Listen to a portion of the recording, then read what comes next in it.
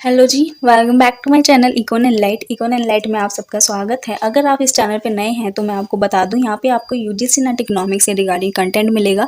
And आप दिसंबर 2024 को target कर रहे हो तो प्लीज़ चैनल पे जाके एक बार विजिट करना। अच्छा लगे तो लाइक करना, शेयर करना एंड सब्सक्राइब करना। तो आज की वीडियो से रिगार्डिंग बात कर लेते हैं। आज आपको क्या मिलने वाला है मेरी वीडियो में। पीवाईक्यू एनालिसिस करने के बाद हमने इंपॉर्टेंट टॉपिक्स देखे हैं, तो उनमें से हमने एक क्वेश्चन उठाया था। उसके उस क्वेश्चन के बेस पे जो है एक पूरा आपका एक लेक्चर प्रिपेयर करा है। तो इस वीडियो में आपको इसी क्वेश्चन के अराउंड क्या है एक लेक्चर मिलेगा।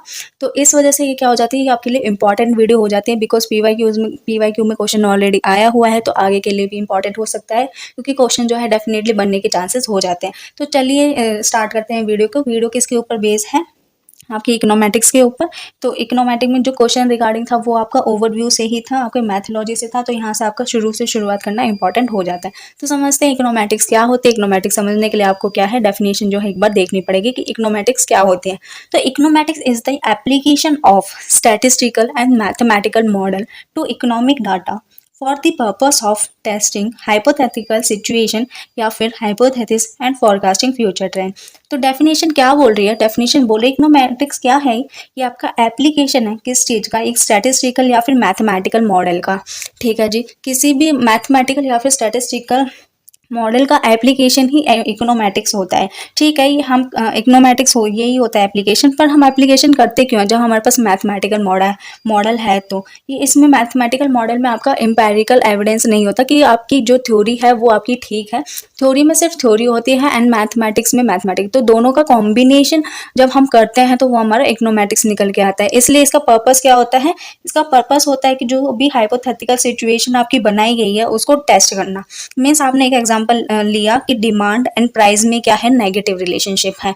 ठीक है, तो ये आपने क्या है एक स्टेटमेंट निकाल दी। स्टेटमेंट, इस स्टेटमेंट के बेस पे आप क्या है टेस्ट करोगे अपनी चीजों को। ठीक है, यही आपका टेस्टिंग हो जाएगा हाइपोथेसिस को। एंड इस टेस्टिंग के बेस पे आप क्या कर रहे हो, आप फोरकास्ट कर रहे हो आपके फ्यूचर ट्रेंड को, आने वाले ट्रेंड को। मीन्स हमने एग्जांपल लिया था डिमांड एंड प्राइस का।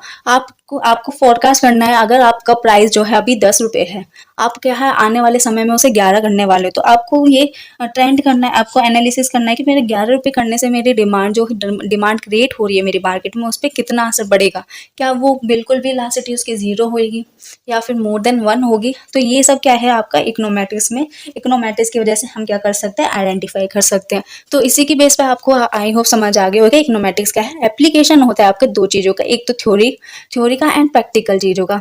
दोनों को जब हम कंबाइन कर देते हैं तो वो आपका क्या हो जाता है, इकोनॉमेटिक सॉल्यूशन। ठीक है, इसका पर्पस क्या होता है मेनली, ये आपका हेल्प करता है चीज़ों में, किन चीज़ों में, in under estimating economic relationship, कि आपकी चीज़ों में क्या रिलेशनशिप है उसको एस्टिमेट करने के लिए हम क्या है इकोनॉमेटिक्स को यूज़ करते हैं, जिसके बेस पे हम क्या है अपना डिसीजन ले सकते हैं, डिसीजन बना सकते हैं बेस्ड ऑन डाटा। जो भी हमारे पास डाटा है उसका हम क्या है रिलेशनशिप फाइंड करेंगे। रिलेशनशिप फाइंड करने के बाद हम उसके बेस पे क्या करेंगे, अपना डिसीजन लेंगे। तो ये क्या हो गया आपका हेल्प इन डिसीजन मेकिंग। तो इसकी वजह से हम समझते हैं कि किस लिए इंपॉर्टेंट हो जाती है हमारी इकोनॉमेटिक्स। इकोनॉमेटिक्स आपकी डाटा ड्राइवन डिसीजन होता है। मीन्स डाटा के बेस पे आप डिसीजन ले रहे हो। किसी फैक्ट की चीज़ों पे अगर आप डाटा अपना डिसीजन लेते हो तो वो बहुत ही ज़्यादा उसकी वैल्यू होती है, वैलिडिटी क्या है इंक्रीज हो जाती है। तो यहाँ पे इकोनॉमेटिशियन मॉडल्स की जो वैलिडिटी होती है वो इंक्रीज होती है। एक तरफ आपकी थ्योरी है एंड एक तरफ आपका एम्पेरिकल एविडेंस है। तो आप किसके बेस पे अपना डिसीजन लोगे, डेफिनेटली आप एम्पेरिकल एविडेंस के ऊपर क्या लोगे, अपना डिसीजन लोगे। तो इसलिए क्या है इकोनॉमेटिक्स बहुत हेल्पफुल है आपके लिए, बहुत इंपॉर्टेंट है।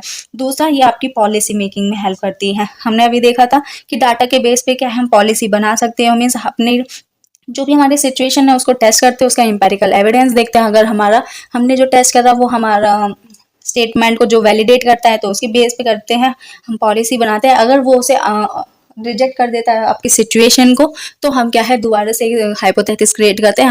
हम एक और स्टेटमेंट बनाते हैं, हम डिसीजन उसके बेस पे लेते हैं, फिर वो चेक करते हैं, टेस्ट करते हैं, उसके बाद क्या है आपका डिसीजन लिया जाता है, फिर पॉलिसी आपकी बनाई जाती है। एंड अगेन फॉरकास्टिंग का हमने देखा था अभी, आपकी फ्यूचर ट्रेंड एनालिसिस को क्या करता है, ये एस्टिमेट करता है। इसका पर्पस ही, one of the main purpose ही यही है आपका फॉरकास्ट करना। ठीक है जी, इसलिए आपकी ये क्या है एक छोटा सा ओवरव्यू था। इसमें आपको, अगर आप यूजीसी नेट एस्पायरेंट हो तो बहुत ज़्यादा डिटेल में जाने की ज़रूरत ही नहीं है, कि आप एक दिन सिर्फ इसे ही समझने में लगा दो कि आपकी इकोनॉमेटिक्स क्या है, इसका पर्पस क्या है। क्योंकि इससे तो क्वेश्चन आने वाला नहीं है। तो आप देखते हैं जिससे हमारा क्वेश्चन आया था उसे एक बार देख लेते हैं किससे आया था। ये आपका ट्रेडिशनल मैथोलॉजी आपकी जो यूज़ होती है इकोनॉमेटिक्स में, मीन्स ये कुछ स्टेप्स हैं जो कि आपके इकोनॉमेटिक्स मॉडल में आपके यूज़ होते हैं। टेस्ट करना, हाइपोथेसिस क्रिएट करना, फोरकास्ट वगैरह एंड पैरामीटर्स को एस्टिमेट करना, ये कुछ आपके स्टेप्स होती है जिसके बेस पे आप क्या करते हो, एक स्टेटमेंट के बेस पे आप फोरकास्ट या फिर प्रेडिक्ट करते हो और उससे अपनी पॉलिसी को बनाते हो। तो इससे क्वेश्चन कब आया था आपका 2021 में आया था एंड उसमें भी आपका क्वेश्चन 2 है मेरी वीडियो में, नॉट क्वेश्चन पेपर में। जो मैंने अपनी वीडियो बनाई है 2021 की उसमें क्वेश्चन 2 है। तो अगर आपने अब तक वीडियो नहीं देखी है तो प्लीज़ चैनल पे जाके ये वीडियो ज़रूर देखेंगे। इस वाले अगर नोट टेकिंग के बाद या फिर वीडियो देखने के, अगर आप नोट्स भी नहीं बना रहे, वीडियो को देख के ही सिर्फ PYQ को सॉल्व कर रहे हो तो वो भी आपके लिए इनफ हो जाता है। आपका जो कॉन्सेप्ट है यहाँ पे आपका वो पूरा हो जाता है। क्यों? क्योंकि आपने कॉन्सेप्ट को समझने के बाद उसे अपने माइंड में रिटेन करने के बाद आप PYQ सॉल्व कर रहे हो। PYQ आपका डेफिनेटली अगर सॉल्व हो रहा है तो इससे ऊपर आपको कुछ नहीं चाहिए एंड ये ही आपकी जो है स्ट्रेटेजी इनफ रहती है फॉर JRF। ठीक है जी, चलिए ट्रेडिशनल मैथोलॉजी पे चलते हैं कि क्या बोलते हैं। सबसे पहले आपको क्या करना है, एक स्टेटमेंट बनानी है थ्योरी की, स्टेटमेंट ऑफ थ्योरी एंड और हाइपोथेसिस, इसको क्रिएट करना है। एग्जाम्पल के साथ समझेंगे। पहले स्टेप देख लीजिए, स्टेप क्या है आपकी। सेकंड में क्या है, फिर आपको स्पेसिफाई करना है एक मैथमेटिकल मॉडल। मीन्स पहले स्टेटमेंट बनाना है, स्टेटमेंट के बाद आपको मैथमेटिकल मॉडल बनाना है उस थ्योरी का, फिर उसके बाद आपको स्टैटिस्टिकल या फिर इकोनोमेटिक्स मॉडल। मैथमेटिकल मॉडल बनाने के बाद भी इकोनोमेटिक मॉडल बनाना होता है। ठीक है, पहले आप मैथ्स मॉडल बनाओगे फिर इकोनोमेटिक मॉडल बनाओगे, फिर उसके बाद क्या करोगे, जब आपने अपना मॉडल बना लिया तो उसके रिगार्डिंग आप क्या है डाटा ऑब्टेन करोगे या फिर डाटा को कलेक्ट करोगे। फिर डाटा कलेक्ट करने के बाद डाटा के बेस पे आप क्या कर रहे हो, अपने पैरामीटर्स को एस्टिमेट कर रहे हो। आपके इकोनोमेटिक मॉडल में कुछ कांस्टेंट वैल्यू होती है, उन्हीं को हम क्या बोलते हैं, पैरामीटर्स बोलते हैं। उनकी वैल्यू को फिर एस्टिमेट करते हैं on the basis of data जो कि आप कलेक्ट करोगे। फिर पैरामीटर को एस्टिमेट करने के बाद आपने जो स्टेटमेंट बनाई थी फर्स्ट स्टेप में उसको ही टेस्ट करोगे। टेस्ट करने के बाद देखोगे आपका रिजल्ट क्या है। आपकी जो हाइपोथेसिस, नल हाइपोथेसिस आप रिजेक्ट करोगे, एक्सेप्ट करोगे। अगर आपका कुछ भी सिग्निफिकेंट डिफरेंस आ रहा है तो आप क्या है अपनी नल हाइपोथेसिस को रिजेक्ट कर देते हैं। अगर कोई भी डिफरेंस नहीं आ रहा टेस्ट करने के बाद, मीन्स आपकी नल हाइपोथेसिस क्या थी, ट्रू थी, एंड उसे आप क्या कर लेते हो, एक्सेप्ट कर लेते हो। ठीक है, फिर उसके बेस पे आप क्या कर रहे हो, फोरकास्ट कर रहे हो या फिर प्रेडिक्ट कर रहे हो कोई भी चीज़। फिर उसके बाद क्या करो, अपने मॉडल की वजह से क्या करो, पॉलिसी पर्पस में क्या यूज कर रहे हो, पॉलिसी कोई भी इकोनॉमी के लिए पॉलिसी बना रहे हो। तो देखा हमने इकोनॉमेटिक्स कितनी हेल्पफुल है। इकोनॉमेटिक्स की वजह से इकोनॉमेटिक्स आपकी पॉलिसी मेकिंग में भी हेल्प करती है। तो इन स्टेप को क्या है डिटेल में समझना क्या है बहुत इंपॉर्टेंट हो जाता है, इसलिए वन बाय वन क्या है समझते हैं कि किन किन स्टेप में मीन्स क्या चीज़ें इन्वॉल्व है, किस स्टेप में क्या करना होता है। तो सबसे इंपॉर्टेंट तो आपके लिए यही चीज़ है क्योंकि इससे क्वेश्चन आया है। क्या पता आपके लिए आपको एक स्टेटमेंट दे दे और फिर 2-3 स्टेटमेंट उसके नीचे दे दे, पूछे कि इस स्टेटमेंट में आप क्या इंक्लूड करोगे, तो आपके लिए ये वाली चीज़ क्या है इंपॉर्टेंट हो जाती है यहाँ से। तो एक एग्जांपल लिया है हमने इन स्टेटमेंट को समझाने के लिए कि एक आपके पास कीनशियन कंजम्पशन थ्योरी ली है। इसके बेस पे हम क्या है इन स्टेप को फर्दर डिवाइड कर देते हैं। कीनशियन कंजम्पशन थ्योरी एक बहुत फेमस थ्योरी है आपकी मैक्रो इकोनॉमिक्स की थ्योरी। अगर आपने अब तक मैक्रो इकोनॉमिक्स नहीं करी है तो मैं इसमें एक छोटा सा ओवरव्यू दे देती हूँ। इसमें क्या बोलता है कि कीन्स बोलता है कि आपकी इनकम बढ़ने से जो है कंजम्पशन डेफिनेटली बढ़ती है, बट उस प्रपोर्शनेट में नहीं बनती, प्रपोर्शन में नहीं बढ़ती जिस प्रपोर्शन में आपकी इनकम बढ़ती है। मीन्स जितनी इनकम बढ़ेगी उतने ही रेशियो से आपकी कंजम्पशन नहीं बढ़ती। डेफिनेटली कुछ ना कुछ डिफरेंस जो है होता है उनके दोनों के रेशियो में। ठीक है, तो ये आपकी कीनशियन कंजम्पशन थ्योरी थी। तो इसके बेस पे हमने एक स्टेटमेंट, सबसे पहला स्टेप था हमारा स्टेटमेंट बनाना, किस चीज़ का, थ्योरी का। थ्योरी बता दी हमारी कंजम्पशन थ्योरी थी। तो कीन्स ने क्या करा, यहाँ पे पॉस्टुलेट करा, मीन्स बताया कि इनकम बढ़ने से आपकी कंजम्पशन भी बढ़ रही है, also increase consumption but not as much as the increase in income. वही चीज जो अभी बताई थी आपकी, जितने प्रपोर्शन से इनकम बढ़ रही है उतने ही प्रपोर्शन से आपकी कंजम्पशन नहीं बढ़ रही। ये चीज क्या है, आपकी एक स्टेटमेंट हमने बना दी। इसी स्टेटमेंट को अब हमें क्या करना है, आगे टेस्ट करना है। तो सबसे पहला स्टेप हमारे यहाँ पे कंप्लीट हो चुका है कि आपको स्टेटमेंट बनानी है किसी भी थ्योरी की। ठीक है, जो थ्योरी आपको टेस्ट करनी है, नॉट किसी की भी, जो थ्योरी आपको टेस्ट करनी है उसकी स्टेटमेंट बनानी है। यहाँ पे हमने स्टेटमेंट बना ली कि इसने बोला है कि इनकम के इंक्रीज होने से कंजम्पशन भी इंक्रीज होती है, बट उतने प्रपोर्शन में नहीं जितने प्रपोर्शन में आपकी इनकम इंक्रीज हो रही है। ठीक है, ये हमें टेस्ट करना है। तो इस कॉन्सेप्ट को कीन्स ने क्या बोला है, एमपीसी का नाम दिया है इसी कॉन्सेप्ट को। ठीक है, एमपीसी आपका क्या शो करेगा, आप कितने इनकम पे कितनी कंजम्पशन आप कर रहे हो। तो हमेशा जो है एमपीसी आपकी 0 से तो ग्रेटर होती है, बट 1 से हमेशा कम होती है, ठीक है, ये हमेशा याद रखना। MPC is always greater than 0 but less than 1। ये हमारी स्टेटमेंट यहाँ पे हमने फॉर्म कर दी। फिर हमें क्या है, इसका मैथमेटिकल ऑर्डर मॉडल बनाना है। क्योंकि हमने ये चीज़ आपकी क्या है, सिर्फ थ्योरी में डिस्कस करी है कि कीन्स ने क्या बोला, इसमें एक पॉजिटिव रिलेशनशिप है, बट कोई भी एक मैथमेटिकल फॉर्म में इसे क्या है, एग्जैक्ट फॉर्म में नहीं बताया। तो इसलिए हमने इस थ्योरी से क्या है, खुद ही एक मैथमेटिकल फॉर्म बना लेना है। तो एक मैथमेटिकल फॉर्म बनाया जिसमें आपकी इक्वेशन बनाई है y equals to β1 plus β2x, जहाँ पे y आपका क्या रिप्रेजेंट कर रहा है, y represent your consumption expenditure, कि आपने अपना कंजम्पशन पे कितना खर्चा करा है, एंड β1 एंड β2 आपके क्या शो कर रहे हैं, आपके पैरामीटर शो कर रहे हैं, ठीक है। पैरामीटर्स में भी β1 आपका स्पेसिफिकली बात करें तो इंटरसेप्टम को शो कर रहा है, मीन्स आपकी इनकम 0 होने पर भी आप कितना खर्चा कर रहे हो अपने कंजम्पशन में, उस लेवल को हम क्या बोल देते हैं, इंटरसेप्टम में। मतलब कि आपके पास कोई भी इनकम नहीं है, फिर भी आप क्या कर रहे हो, कुछ ना कुछ तो खाओगे ना जीवित रहने के लिए, तो वो कुछ ना कुछ खाना आप कुछ या तो फिर किसी से मांग के खाओगे, या फिर आपके पास कोई सेविंग पड़ी है, उनको डिस सेविंग करके जब कुछ सामान लोगे तब खाओगे, ठीक है। तो वो चीज आपके किससे हम रिप्रेजेंट कर रहे हैं, इंटरसेप्ट टर्म से, दैट इज β1। फिर β2 क्या इसमें इक्वेशन में शो कर रहा है, β2 शो कर रहा है आपका स्लोप कोफिशिएंट, मींस मतलब क्या, जो हम बता रहे थे ना, इनकम के बढ़ने से आपकी कंजम्पशन भी बढ़ रही थी, तो कंजम्पशन कितने रेट से बढ़ रही है वो आपका β2 शो करेगा, मीन्स जो रेट ऑफ चेंज है आपके कंजम्पशन में due to change in income, this rate will be shown by the β2। Okay, β2 I hope समझ आ गए हो, बिकॉज बहुत इंपॉर्टेंट टर्म है आपके कीन्स के कंजम्पशन फंक्शन में। अगर आपको यहाँ पे ये चीज भी समझ आ गई है तो आप जब कीन्स इनका ये फंक्शन आप समझोगे तो वहाँ पे आपको बहुत हेल्पफुल होने वाली है, ठीक है। फिर इसमें आपकी एक टर्म रह गई एक्स, एक्स को किससे रिप्रेजेंट, एक्स क्या रिप्रेजेंट कर रहा है, आपका इनकम लेवल को। ओके जी, आई होप ये मैथमेटिकल मॉडल आपको समझ आया होगा। फिर थर्ड पे चलते हैं कि थर्ड क्या, उसके बाद थर्ड स्टेप क्या करना है। फिर आपने मैथमेटिकल मॉडल बना लिया, उसके बाद आपको इकोनोमेटिक्स मॉडल बनाना था।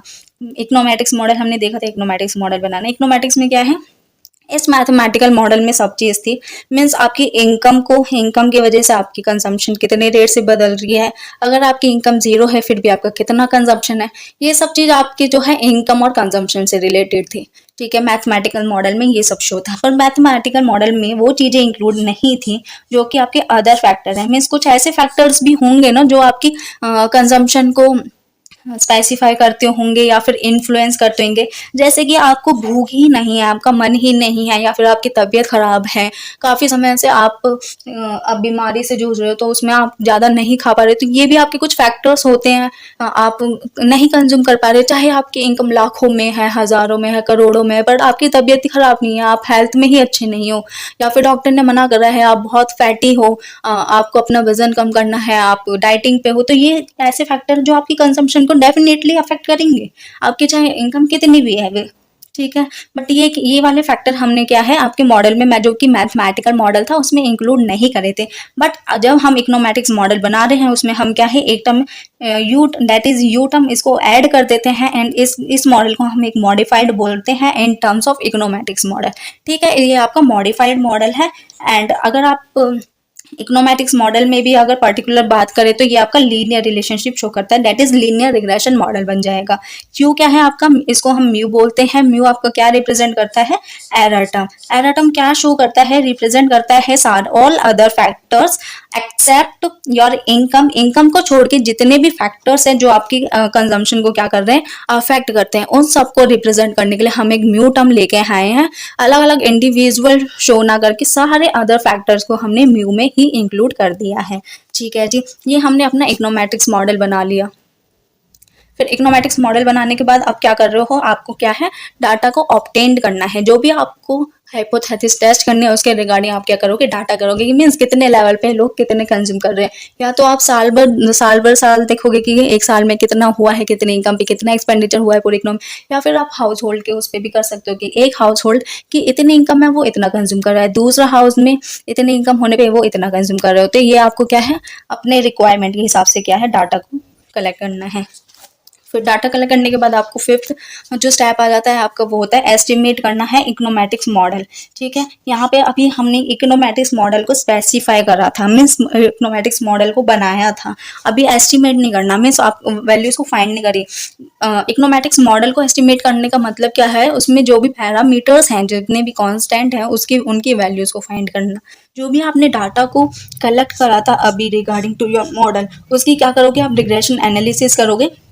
रिग्रेशन एनालिसिस में क्या होता है, आप अपने जितने भी आपका डिपेंडेंट वेरिएबल और इंडिपेंडेंट वेरिएबल में रिलेशनशिप आपका शो करता है। रिग्रेशन एनालिसिस मीन्स आपका इनवर्स रिलेशन है, आपका डायरेक्ट रिलेशन है, इनडायरेक्ट रिलेशनशिप है, जो भी रिलेशनशिप है वो आपका रिग्रेशन एनालिसिस शो करता है। इसमें आप अपने पैरामीटर्स को एस्टिमेट करते हैं। एंड पैरामीटर्स को कैसे एस्टिमेट करते हैं, रिग्रेशन मॉडल में एक टेक्निक होती है जिसे हम OLS टेक्निक बोलते हैं। उसमें आप क्या करते हो, अपने रेसिडुअल सम ऑफ स्क्वायर्स को मिनिमाइज करके, रेसिडुअल सम ऑफ स्क्वायर्स को मिनिमाइज करके अपने पैरामीटर्स की वैल्यू को एस्टिमेट करते हो। तो OLS क्या हो गया, एक टेक्निक हो गई आपकी रिग्रेशन एनालिसिस की, उसकी हेल्प से आप क्या कर रहे हो, पैरामीटर्स को एस्टिमेट कर रहे हो। ठीक है, हमने क्या है, एक हमारा एग्जांपल था डाटा का, उसी के बेस पे हमने क्या है, फॉर्म पूरा निकाल दिया, एक एस्टिमेट कर दिया अपना कंजम्पशन फंक्शन। यहाँ पे आपका वाई कैप है। वाई कैप यहाँ पे क्या आपका शो कर रहा है कि आपका जो भी पॉपुलेशन था, पॉपुलेशन का सैंपल था, पॉपुलेशन का डाटा था, उसमें आप सारा डाटा ना लेके उसमें से कुछ आप sample as a sample use कर रहे हो, जो कि आपके पूरे डाटा को रिप्रेजेंट करता है। उस डाटा को, सैंपल डाटा को हम कैसे रिप्रेजेंट करते हैं, वाई कैप। यहाँ पे जो आपका वाई था, ये आपका पॉपुलेशन बता रहा है। ठीक है, पॉपुलेशन का डाटा शो कर रहा है। एंड यहाँ पे आपका वाई कैप क्या कर रहा है, सैंपल का डाटा, जो कि आपका पॉपुलेशन का पार्ट होगा। तो इसमें आपका क्या सैंपल डाटा क्या शो कर रहा है, sample data equal to -184.08 means ये आपका क्या हो गया, इंटरसेप्ट वैल्यू होगी। मीन्स अगर आपकी इनकम जीरो भी है तो उस पर क्या है, बहुत कम लोग हैं जो कंज्यूम कर रहे हैं। मीन्स मोस्टली जो है आपके उनकी कुछ ना कुछ इनकम है, कुछ ना कुछ अर्निंग है, जब भी वो क्या है अपना कंजम्पशन कर रहे हैं। एंड 0.7064 क्या थी इनकम, एंड ये क्या है आपकी MPC। ये क्या शो कर रही है कि यहाँ पे आपका जो है 70% जो है 70% कंज्यूम कर रहे हैं लोग अपनी इनकम का। 0.70 क्या कर रहा है, 70% इनकम का कंज्यूम कर रहे हैं लोग। ये आपका ये रिलेशनशिप शो करता है। ठीक है, एस्टिमेट करने के बाद हम क्या करेंगे, एक अपनी हाइपोथेसिस टेस्ट करेंगे। जो भी आपने स्टेटमेंट बनाई थी उसको डाटा के बेस पे जो भी पैरामीटर्स निकाले हैं उसको आप अपनी इक्वेशन में पुट करके हाइपोथेसिस को टेस्ट करोगे। फिर ये देखोगे इसमें क्या चेक करोगे आप, चेकिंग द एस्टिमेट्स, जो भी आपके एस्टिमेट है वो कंसिस्टेंट है या नहीं है। मीन्स कंसिस्टेंट का मतलब यहाँ पे क्या हो जाता है, जो भी आपका सैंपल का मीन है, ठीक है, अगर आप अपने पॉपुलेशन के, ये आपका पॉपुलेशन है, ये सैंपल का मीन है। ठीक है, जैसे जैसे आपका सैंपल का मीन पॉपुलेशन के टुवर्ड पहुंचता है, मीन जैसे जैसे सैंपल की वैल्यू बढ़ती है वो अपने पॉपुलेशन के मीन के पास पहुंच रहा है या नहीं। अगर वो पहुंच रहा है, उसके आसपास है, तो आपका डाटा क्या, टेस्टिंग क्या है, एस्टिमेट क्या है, कंसिस्टेंट है। अगर पॉपुलेशन के मीन से बहुत दूर है, वैल्यू बढ़ाने के बाद भी, नंबर ऑफ ऑब्जर्वेशन बढ़ाने के बाद भी, तो आपका डाटा क्या है, कंसिस्टेंट नहीं है विद द थ्योरी। ठीक है, उसे क्या है, being tested, ensuring that models validity, model की वैलिडिटी को एंश्योर करता है। यहाँ कंसिस्टेंट है तो मॉडल की वैलिडिटी अच्छी है, अगर कंसिस्टेंट नहीं है तो मॉडल की वैलिडिटी आपकी सही नहीं है, मीन्स मॉडल की वैलिडिटी विल बी लो। ठीक है, हाइपोथेसिस टेस्ट करने के बाद आप फोरकास्ट करते हो और प्रेडिक्शन बनाते हो। अगर आपकी हाइपोथेसिस सपोर्ट करती है तो आप क्या करोगे, फिर उसके बेस पे क्या करोगे, फ्यूचर वैल्यू को क्या करोगे, एस्टिमेट करोगे।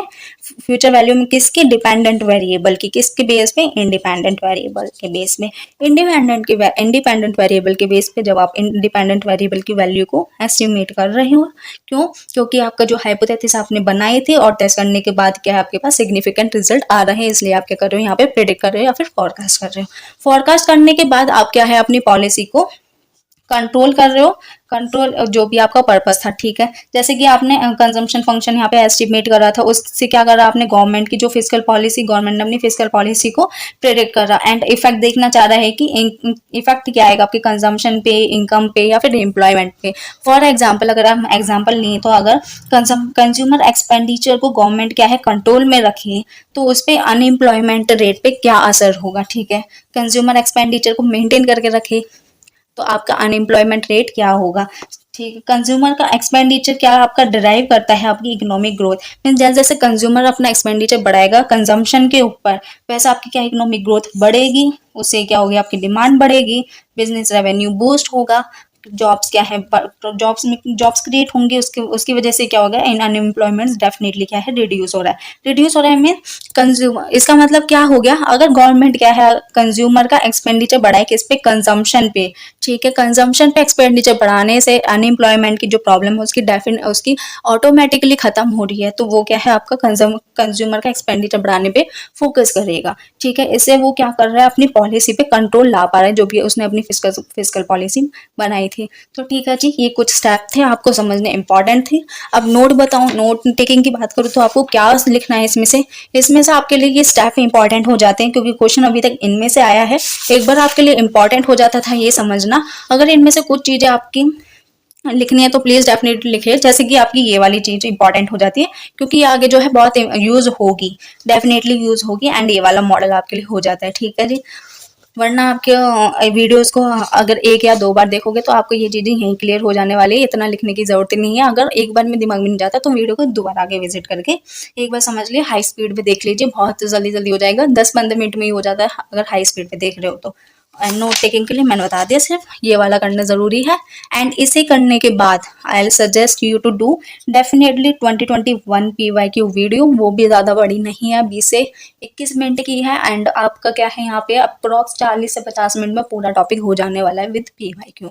इससे बाहर आप कुछ नहीं करें। आई होप आपको समझ आया होगा, अगर नहीं आया है तो प्लीज कमेंट में लिखिए, आ भी गया है तो प्लीज कमेंट में लिखिए, क्योंकि अगर आप कमेंट नहीं करते तो एक नई कम्युनिकेशन बैरियर रह जाता है। एंड मैं डाउट में रहती हूँ प्लीज, क्योंकि समझ आया भी है या नहीं आया, क्योंकि अगर नहीं आया तो डेफिनेटली कुछ और मेथड हम ट्राई करेंगे। एंड अगर आया है तो लाइक करें, शेयर करें एंड सब्सक्राइब करें।